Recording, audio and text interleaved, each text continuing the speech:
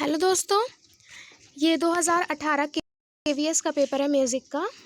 और इससे पहले मैं 2 वीडियो बना चुकी हूँ, मतलब 2 पार्ट हो चुके हैं, जिसमें 50 क्वेश्चन कंप्लीट हो गए थे, 50 क्वेश्चन और बचा था। तो आज उसी के आगे से करेंगे। लास्ट क्वेश्चन हमारा था उस वीडियो में कि षड्ज पंचम भाव का अंतराल है, तो 13 श्रुतियों का अंतराल है। ठीक है, षड्ज पंचम भाव में 13 श्रुतियों का अंतराल है। नेक्स्ट क्वेश्चन पे आते हैं। राग ललित में किस स्वर का प्रयोग नहीं होता है? तो ललित में पंचम वर्जित स्वर है। पूर्वी थाट का राग है, षाडव जाति है, पंचम स्वर वर्जित है। नेक्स्ट क्वेश्चन है, यदि मंद्र पंचम की आंदोलन संख्या 180 है, तब 3 गुना से उपनाद द्वारा किस स्वर की प्राप्ति होगी? 180 को कह रहा है मंद्र पंचम की आंदोलन संख्या 180 है। कभी भी ऐसे क्वेश्चन पूछे, फिर कह रहा है कि 3 गुना करने से, तो 3 गुना मतलब 3 से मल्टीप्लाई कर दीजिए। ठीक है, 180 को 3 से मल्टीप्लाई करिए तो आ जाएगा 0, 4, 5, हाँ 540 आएगा। तो 540 आंदोलन संख्या होगी, वो तार रे की होगी। किसकी होगी? तार रे की। नेक्स्ट, वीडी पलुष्कर के शिष्य कौन नहीं है? मतलब विष्णु दिगंबर जो पलुष्कर उनके शिष्य कौन नहीं है?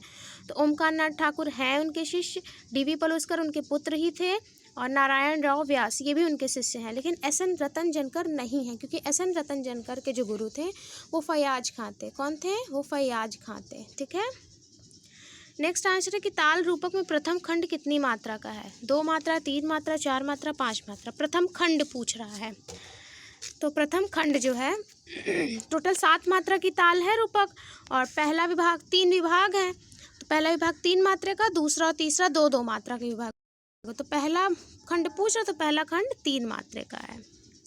ती तीना, फिर दूसरा विभाग धीना, फिर तीसरा विभाग धीना। ती तीना धीना धीना। और रूपक ताल ऐसी मात्रा जिसकी पहली ताली पर ही खाली पड़ती है। ठीक है, षड्जग्राम की मूर्छना कौन सी है? उत्तर मंद्रा, सौवीरी, कलोपनता या पौरवी? तो षड्जग्राम की मूर्छना है उत्तर मंद्रा, बाकी सारी सौवीरी, कलोपनता, पौरवी मध्यम ग्राम की है। षड्जग्राम की 7 मूर्छनाएं होती हैं, मध्यम ग्राम की भी 7 मूर्छना होती। कौन कौन सी षड्जग्राम की है? उत्तर मंद्रा, रजनी, उत्तरायता, शुद्ध षाडजी, मत्स्यकृता, अश्वक्रांता, अभिरुद्धगता, ये षड्जग्राम की मूर्छना है। नेक्स्ट है, पूरिया में किस स्वर संगीति का प्रयोग होता है? रेधा, सामा, नीधा या नीमा? तो पूरे में नीमा का प्रयोग होता है, नीमा की संगीति का प्रयोग होता है।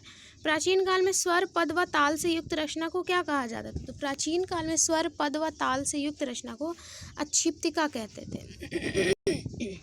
निबद्ध गान के अंतर्गत आती है अक्षिप्तिका, तो फिर अक्षिप्तिका कहते थे। संगीत रत्नाकर में कितने अध्याय हैं? 6, 7, 10 या 5? तो संगीत रत्नाकर में 7 अध्याय हैं, इसलिए संगीत रत्नाकर को सप्ताध्यायी भी बोलते हैं।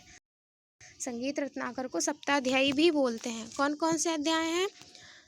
स्वराध्याय, रागाध्याय, प्रकीर्णाध्याय, प्रबंधाध्याय, तालाध्याय, वाद्याध्याय, नित्याध्याय। तो ये 7 अध्याय हैं टोटल। नेक्स्ट है, चंद्रकौंस में कौन से स्वर वर्जित हैं? रेधा, रेपा, मणि या पंचम धैवत? तो चंद्रकौंस में रे और पा वर्जित हैं। जैसे मालकौंस को गाते हैं वैसे ही चंद्रकौंस को भी गाते हैं, बस मालकौंस में नी को शुद्ध कर देने से चंद्रकौंस राग बन जाता है। नेक्स्ट है, हिंडोल में कौन से स्वरों का प्रयोग नहीं होता है? हिंडोल में कौन से स्वरों का प्रयोग नहीं होता है? तो ग, प, रे, पा, मा, रे या धागा? तो हिंडोल में रे, पा स्वरों का प्रयोग नहीं होता है। ये औडव जाति का राग है, कल्याण थाट का राग है, तो इसमें रे पा का प्रयोग नहीं होता है, औडव जाति का राग है ये।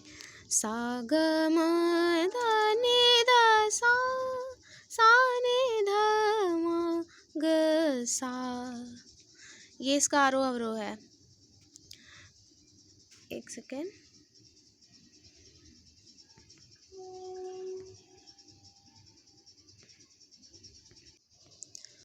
हाँ, तो हिंडोल में कौन से स्वरों का प्रयोग नहीं होता? तो रेपा वर्जित स्वर है इसमें। ठीक है, नेक्स्ट है, संकरा का वादी संवादी थाट क्या है? मतलब वादी संवादी ही पूछ रहा है, वादी संवादी और थाट पूछ रहा है। तो शंकरा का वादी संवादी ग और नि, गंधार और निषाद है, और शंकरा बिलावल थाट का राग है, बिलावल थाट का राग है। तो इसका आंसर 4th हो जाएगा। ठीक है गाइस, शंकरा का वादी संवादी ग और नि, गंधार और निषाद है, और शंकरा बिलावल थाट का राग है। तो इसका ऑप्शन जो है 4 हो जाएगा। नेक्स्ट, श्री मल लक्ष्य संगीतम के लेखक कौन है? BC देवा, VN भातखंडे, ओमकारनाथ ठाकुर या DV पलुस्कर। तो श्री मल लक्ष्य संगीतम के जो लेखक हैं वो भातखंडे जी हैं। ठीक है, विष्णु नारायण भातखंडे जी हैं। नेक्स्ट क्वेश्चन है, गौड़ मल्हार का वादी संवादी क्या है? मा सा धा ग प रे या रे पा। तो जो गौड़ मल्हार है वो बिलावल थाट का राग है, और मध्यम षडज इसका वादी संवादी स्वर है। सामा संगति किस राग में प्रयोग होती है? श्री, बागेश्वरी, छाया नट या कामोद। जो सामा संगति है, सामा संगति जो है छाया नट में प्रयोग होती है। सामा की संगति छाया नट में प्रयोग होती है। नहीं सॉरी, सामा की संगति बागेश्वरी राग में प्रयोग होती है। सामा की संगति बागेश्वरी राग में प्रयोग होती है। नेक्स्ट है, शास्त्रीय संगीत की कौन सी गेय विधा प्रबंध के एक प्रकार कैवाड़ प्रबंध के समान है? शास्त्रीय संगीत की कौन सी गेय विधा प्रबंध के एक प्रकार कैवाड़ प्रबंध के समान है? तो जो त्रिवट हम गाते हैं तराने में, जब मृदंग के बोलों का प्रयोग करते हैं तो उसे त्रिवट कहते हैं। ठीक है, तराने में जब हम मृदंग के बोलों का प्रयोग करते हैं उसे त्रिवट कहते हैं। तो त्रिवट जो है वो कैवाड़ प्रबंध के समान माना जाता है। दक्षिण ताल पद्धति में संकीर्ण जाति के लघु की कितनी मात्राएं होती हैं? तो संकीर्ण जाति की 9 मात्रा होती है। 5 जातियां हैं दक्षिण ताल पद्धति में, चतस्त्र, तिस्त्र, खंड, मिश्र, संकीर्ण। ठीक है, तो संकीर्ण की 9 मात्रा है वहाँ पर। नेक्स्ट है, निम्नलिखित में से कौन सा आरोही क्रम में सही ताल है? आरोही क्रम है मतलब छोटे से बड़ा, मतलब जिसमें सबसे कम मात्रा हो उससे हमें बढ़ते जाना है। तो रूपक 7 मात्रा की, कहरवा 8 मात्रा की है, और फिर झप ताल 10 मात्रा की, एक ताल 12 मात्रा की। तो इसका राइट ऑप्शन हो जाएगा सेकेंड, रूपक, कहरवा, झप ताल और एक ताल। नेक्स्ट क्वेश्चन है, चौताल को किस बाज में बजाया जाता है? खुला बाज, बंद बाज, समेट बाज या प्रस्तार बाज। तो जितने भी मृदंग पर बजने वाले ताल होते हैं वो खुले बाज के होते हैं। तो खुला बाज का ताल है चौताल, मतलब 4 ताल जो है वो खुले बाज का ताल है। राग बसंत का थाट क्या है? बिलावल, तोड़ी, पूर्वी या आसावरी। तो जो राग बसंत है वो हमारा पूर्वी थाट का राग है। ठीक है, बसंत पूर्वी थाट का राग है।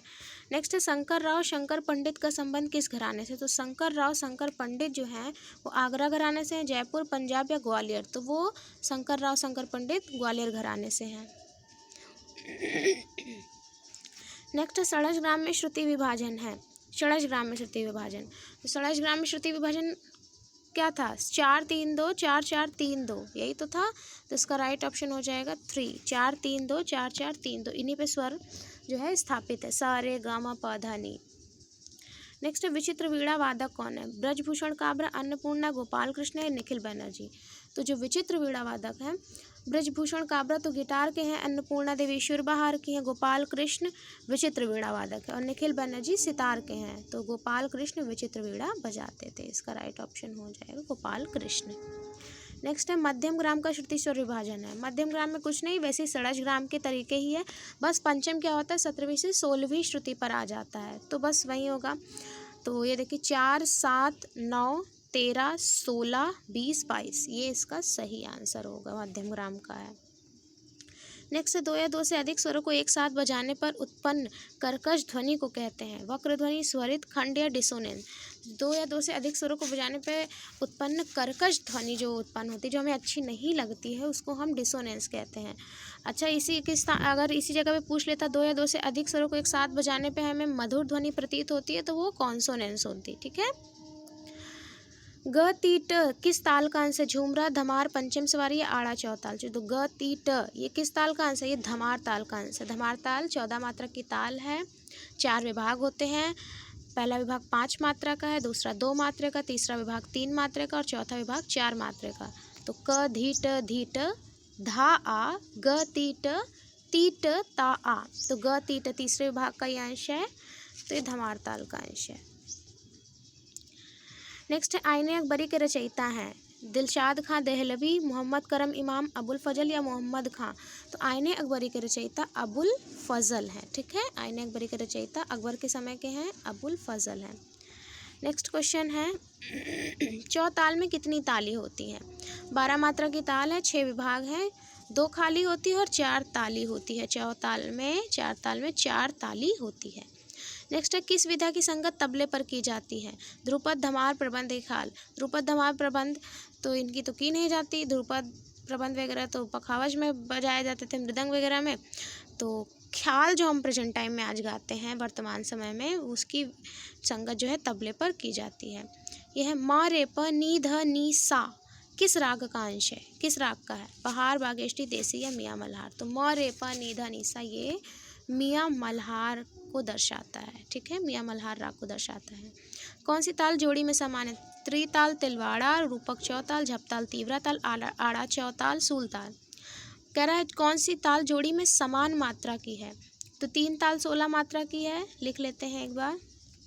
3 ताल 16 मात्रा की है, तिलवाड़ा ताल 16 मात्रा की है, रूपक ताल रूपक 7 मात्रा की है, चौताल 12 मात्रा की है। नेक्स्ट है जो है झपताल 10 मात्रा की है और तीव्रा ताल कितने 7 मात्रा की है।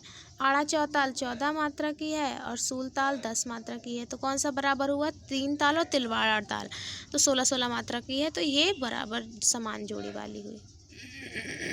इसका राइट ऑप्शन हो जाएगा फर्स्ट।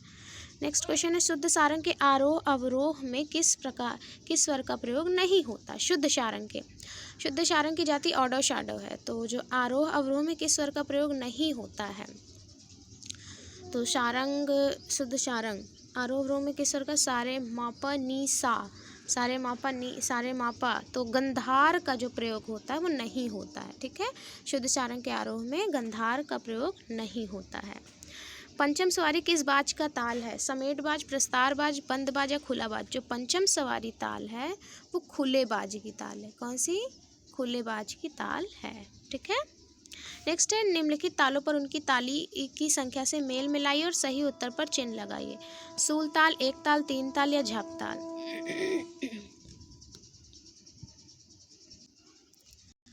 तो यहाँ कह रहा है ताली से, अरे एक सेकेंड, यहाँ कह रहा है कि ताली से उनके मेल मिलाइए। तो सूल ताल 1 5 8 पर ताली नहीं, गलत है। एक ताल 1 5 10 पर खाली, 3 ताल 1 5 11 पर, झप ताल 1 3 8। तो इसका राइट ऑप्शन हो जाएगा झप ताल। झप ताल में 1 3 8 पर ताली होती है। नेक्स्ट है सोहनी में किस स्वर का प्रयोग नहीं होता है? रे, ध, प या ग। सोहनी ऑडा साडा जाति का राग है, तो इसमें जो है पंचम स्वर वर्जित है। सोहनी में पंचम स्वर वर्जित है। मारवा थाट का राग है, मारवा में पंचम वैसे वर्जित होता है, तो सोहनी में पंचम वर्जित है। ग म प नी ध प म ग किस राग को इंगित करती है? ये मधुवंती राग को इंगित करता है। ठीक है, मधुवंती राग में नहीं, मधुवंती नहीं, मुल्तानी राग को, क्योंकि मधुवंती को तो इंगित करेगा लेकिन जब धा कोमल नहीं होगा, सिर्फ ग कोमल होता है मधुवंती में। लेकिन यहाँ पर जो है ग और ध, गंधार धव दोनों कोमल है, तो ये मुल्तानी राग को इंगित करता है। ठीक है, नेक्स्ट भारत रत्न सम्मान किसे मिला है? अब्दुल करीम खां, मुश्ताक अली खां, रविशंकर या निखिल बनर्जी।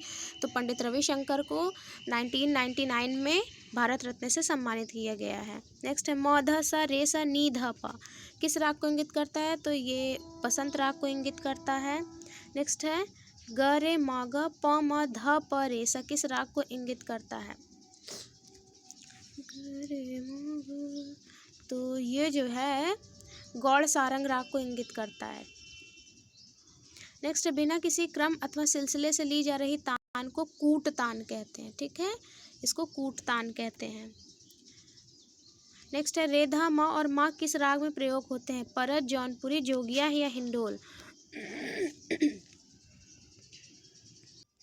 तो इसका राइट ऑप्शन हो जाएगा परज, क्योंकि परज पूर्वी थाट का राग है और उसमें रे धा कोमल लगते हैं और तीव्र मा लगता है, दोनों मध्यम का प्रयोग होता है। तो इसका ये राइट ऑप्शन परज हो जाएगा। केवल सेमीटोन पर आधारित स्केल है तो वो क्रोमेटिक स्केल होती है।